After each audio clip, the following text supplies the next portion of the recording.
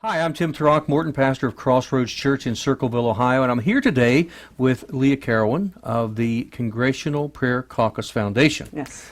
We welcome you, and you're here today as we have taken our church through the experience of not only understanding who you are and what your organization does, but also how churches can be involved. And this harkens back to our founding and why we need to be involved.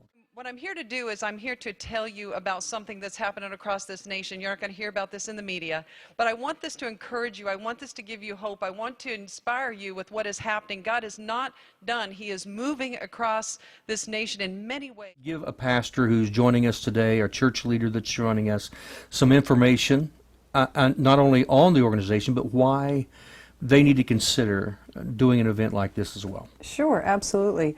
Well, the Congressional Prayer Caucus Foundation, what we do is we work alongside a network we've built and support and equip a network of government leaders who are across the nation, starting from the Congressional Prayer Caucus, which has about 100 members in it, and now branched out to the state legislatures. Now we have several hundred state legislators who are a part of this nationwide network. Tim is a state representative here in Ohio.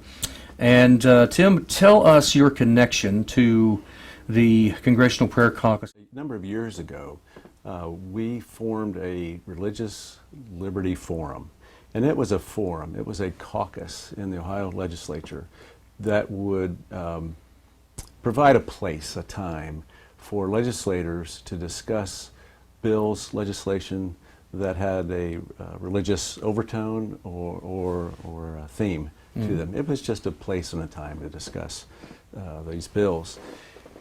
About a year ago, Leah Carowin with the Congressional Prayer Caucus Foundation came to Ohio knowing of this forum that we had put together and said, what you're doing in Ohio is much like what they had a history of doing in Congress, and said, would you appreciate materials, support, and a network on a national basis here in Ohio when you're discussing these type of bills and legislation.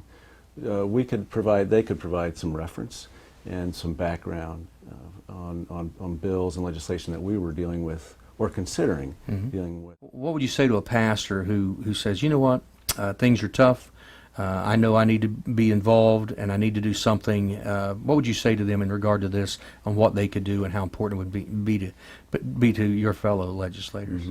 What I would say to the pastors is, we legislators need you and you need us, and we need to be partners in this effort. We need to encourage one another. That's why we're all here. It's all to the glory of God, all that we're doing. And our title might be a little bit different, but in the end, it's all to serve Him. Amen. And we need each other. There's a misapplication and a lie that has paralyzed so many pastors, and that is this concept of separation of church and state, that somehow the pastor has to check their civic responsibility at the door, the legislator checks their faith at the door when they go into office, and it's just not true. And we're listening to the propaganda of those who are trying to get God out of America, and we have to stop listening to them and remember that this is how our nation became great, and that is pastors and government leaders standing together, calling on the church to pray and take action. A call to prayer for America. Throughout the history of the United States, its citizens and inhabitants have drawn strength, hope, and guidance from prayer. From the very first Continental Congress, through every form of adversity and blessing, Americans have fallen to their knees and implored God Almighty to protect their families and to heal their land. The freedom upon which America is founded affords the right to any individual to decline to pray if he or she so desires. However, that same freedom allows those who believe in the power of prayer to utilize that great opportunity to ask God to bless and sustain our nation. That freedom is not diminished merely because one is elected to public office. Quite the contrary. The cloak of authority placed upon the shoulders of a public servant should be an inspiration for those who believe in the power of prayer to use that great power to ask God to bless and sustain the nation they love and serve.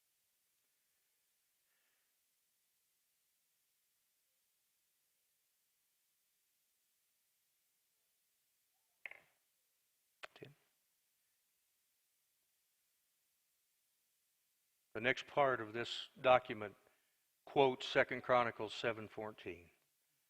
If my people who are called by my name shall humble themselves and pray, seek my face, turn from their wicked ways, then will I hear from heaven, and I will forgive their sin and I will heal their land.